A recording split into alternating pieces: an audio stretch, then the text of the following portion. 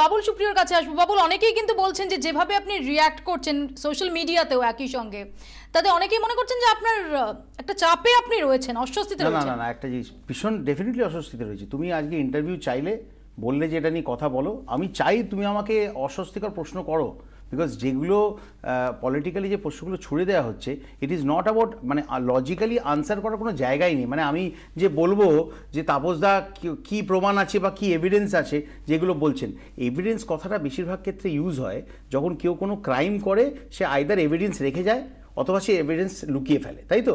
আমার মানে কি বলবো, সেরকম কোনো টেনশন নেই। অবভিয়াসলি আমার বাবা মা সারাদিন টিভিতে এটা দেখছে, আজকে আমি সকালে উঠে দেখছি ন্যাশনাল নিউজ পেপারে সব জায়গায় ওটা ফ্ল্যাশ করা হয়েছে, জাস্ট বিকজ নন্দিনী বলেছে যে গৌতম কুণ্ডু বলেছেন ওকে নিয়ে আসবো ঘরের ছেলে, তাপসদা বলছেন বাবুলও যুক্ত আছে, কেউ একটা তাপসদাকে ইনস্টিগেট করছে যে আমার প্রধানমন্ত্রী যখন এই মুহূর্তে দুর্নীতির বিরুদ্ধে, এক মিনিট সেটা সেটা সেটা মানে আমার মনে হয় তুমিও জানো আমিও জানি, বাট এটা অ্যাজাম্পশন। আমার কথা হচ্ছে যে যখন আমার প্রধানমন্ত্রী সারা দেশে দুর্নীতি নিয়ে একটা লড়াই করছেন, একটা বিরাট বড় যুদ্ধ করছেন, এবং সেই যুদ্ধে অনেক ওনার বিরোধী রয়েছে, সেই মুহূর্তে ওনারই টিমের একজন সদস্যকে যদি এরকম একটা সেন্সেশনাল ব্যাপারে নামটাকে ওনাকে এনে দিয়ে কোনোভাবে জড়িয়ে দেওয়া যায়, তাহলে অবভিয়াসলি পলিটিক্যাল লাভ এতে হতে পারে।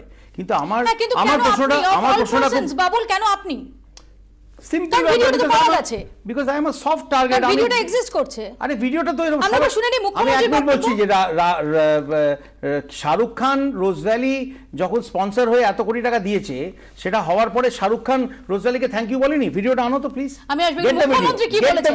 তাপস পাল গ্রেফতার হওয়ার অব্যবহিত পরেই মুখ্যমন্ত্রী মমতা বন্দ্যোপাধ্যায়ের সাংবাদিক সম্মেলনের অংশ। রোজ ভ্যালির আতিথ্যতা বিজেপির কত নেতা নিয়েছে বের করুন। তাদের হোটেলে কে কে থাকতো? একজন মন্ত্রী বলে দিই, বলা উচিত নয়, কিন্তু ও যদি আঘাত না করতো আমি বলতাম না this is not my culture. Babul Supriyo কবার আতিথেয়তা নিয়েছেন? রূপা গাঙ্গুলিরা কতবার নিয়েছেন? তারাও তো এমপি।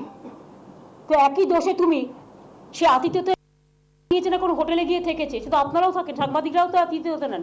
একটা বাবুল, যেটা কি লজিক আমাকে বলুন তো।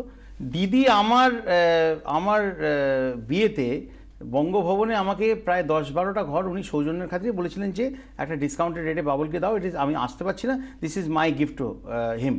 ডেরেক আমার বন্ধু, ও যখন টুইটারে পোস্ট করলো সাহারাশ্রীর সঙ্গে আমার ছবি, আমি তারপরে ওকে মজা করে, তখন অবধি ব্যাপারটা মজা ইয়েতেই ছিল, আমি সিরিয়াসলি নিইনি। ওরকম অনেক সময় পলিটিক্যালি অ্যালিগেশন ছোঁড়া হয়, তখন আমি ওকে ডেরেক আমাকে জড়িয়ে ধরেছে, সেই ছবিটা পোস্ট করে বললাম চলো একসাথে জেলে যাই।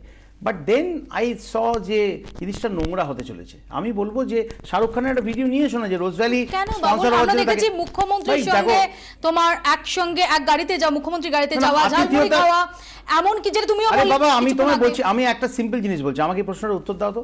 অ্যাজ উই টক আমার মনে হয় যারা রোজভ্যালি বা সারদা বা এই ধরনের কোনো সাহারা বা যে কোনো সংস্থার সঙ্গে যারা গান বাজনা বললো, যে কোনো ধরনের অ্যাসোসিয়েশন করেছে, তাদের সবাইকার অ্যাকাউন্ট যে চেক করা হচ্ছে না, তার মধ্যে বাবুল সুপ্রিয় যে নেই, তুমি কি করে জানছো? তুমি বা কি করে জানছো?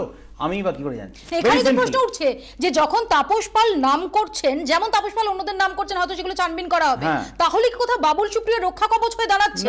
গেরুয়া শিবির না, গেরুয়া শিবির থেকে কেউ কিছু বলেনি। গেরুয়া শিবির থেকে কেউ কিছু বলেনি। আমি পুরোটাই করছি, অ্যাটাকটা করছি, বিকজ আমি তো বললাম যেটা আমার কাছে এটা অ্যাঙ্গার ম্যানেজমেন্ট হয়ে গেছে। তাপসদা মানে কি বলবো, আমি আর ব্যক্তিগত সম্পর্ক নিয়ে আর বলতে চাই না, বিকজ মানে আর কিছু বলতে চাই না। ব্যান্ডেলের মানুষ, চুঁচড়োর মানুষ, বহু বছর ধরে চিনি, আর কত গান গেয়েছি ওনার জন্যে। তাপস পাল জাস্ট হয়তো ভাবছেন যে আমার নামটা করলে বোধহয় পাশের শ্রীঘরে এসে বাবুল সুপ্রিয় থাকবে, একটু মনে জোর পাবো। গেরুয়া শিবির থেকে কেউ কিছু বলেনি। আমি গেরুয়া শিবিরের কারোর কাছে কোনো রকম এটা নিয়ে কোনো কথাবার্তাও বলিনি। আমি মনে করি এটা গায়ক বাবুল সুপ্রিয়র ইন্টিগ্রিটির ওপরে একটা আঘাত। আমি সেই সময় যখন আমি এই গান বাজনাগুলো করেছি, যখন আমি গান বাজনা করছিলাম অ্যাজ আ সিঙ্গার, আমি কি গান থেকে রোজগারটা ছেড়ে দিয়ে আমি কি অন্য পথে রোজগার করার দিকে গেছি? না, এক মিনিট, এটাই হচ্ছে প্রশ্ন।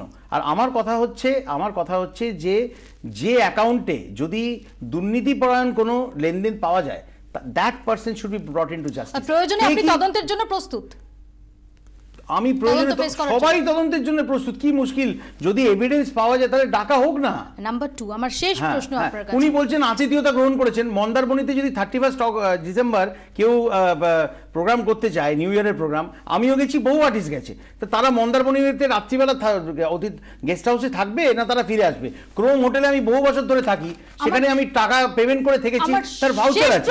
খুব সংক্ষেপে, আজকে কি কোথাও মনে হচ্ছে যে ওই যে বক্তব্যটা, সেটা যে ভাবেই হোক না কেন, সেটা জেনে হোক না জেনে হোক, ইচ্ছাকৃত হোক বা যা কিছু, ওই বক্তব্যটা না বললে, অ্যাভয়েড করা গেলে ভালো হতো? একদমই না, অ্যাবসলিউটলি মনে হচ্ছে না।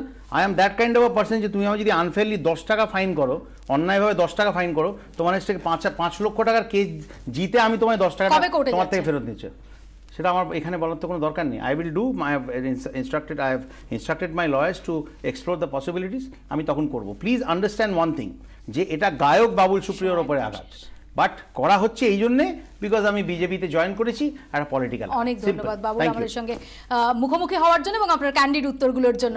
আপাতত এখানেই শেষ করছি আমার 24, সঙ্গে থাকুন 24 ঘন্টা।